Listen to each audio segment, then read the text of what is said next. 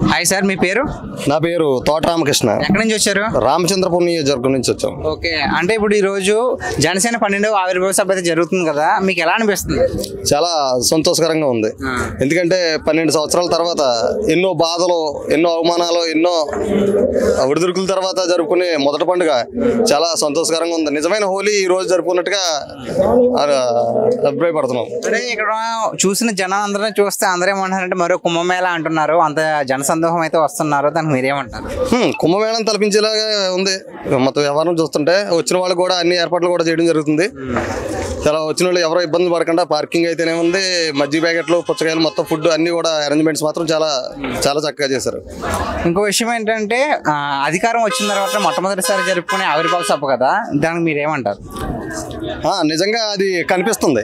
నిజంగానే అధికారం ఉంటే ఎలా ఉంటుందో, అధికారం లేకపోతే ఎలా ఉంటుంది అనేది మేము చూస్తున్నాం. ప్రతి ఆవిర్భావం మొదటి నుంచి ఇప్పటి వరకు కూడా చూసుకుంటూ వచ్చాం. ఇది మాత్రం చాలా డిఫరెంట్గానే కనిపిస్తుంది. అంటే డిపార్ట్మెంట్ అవ్వచ్చు, ఈ బందోబస్తు అవ్వచ్చు, అన్నీ కూడా చాలా చక్కగా ఉన్నాయి. అంటే నిన్న మొన్నటి వరకు ఈ రోడ్డు కేవలం రోడ్డు మాత్రమే, కానీ ఈరోజు చూస్తుంటే ఒక పండగ వాతావరణం అయితే కనిపిస్తుంది. మీరేమంటారు అన్న? అవును, ఇది వర్షాకాలంలోని ఈ మధ్యలోని మొత్తం ఇదంతా మునిగిపోయి ఒక సముద్రంలాగా ఉంటుంది. వర్షాకాలం మొత్తం ఈ బైపాస్ అంతా మునిగిపోద్ది. అది ఈ రోజు మొత్తం జనసంద్రంతో మునిగిపోయినట్టుగా అనిపిస్తుంది.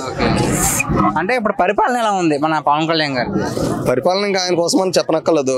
ఒక ప్రాంతీయ పార్టీగా పెట్టి ఆయన ఈరోజు జాతీయ నాయకుల వ్యవహారంలోకి ఆయన వెళ్ళడం జరిగింది.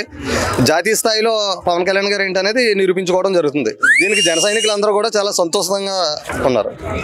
అంటే ఇప్పుడు డిప్యూటీ సీఎంగా ఉన్నారు కదా పవన్ కళ్యాణ్ గారు, నెక్స్ట్ సీఎం గారు అయ్యే ఛాన్స్ ఉందా?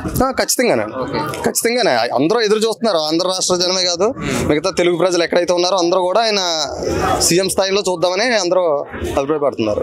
థ్యాంక్స్.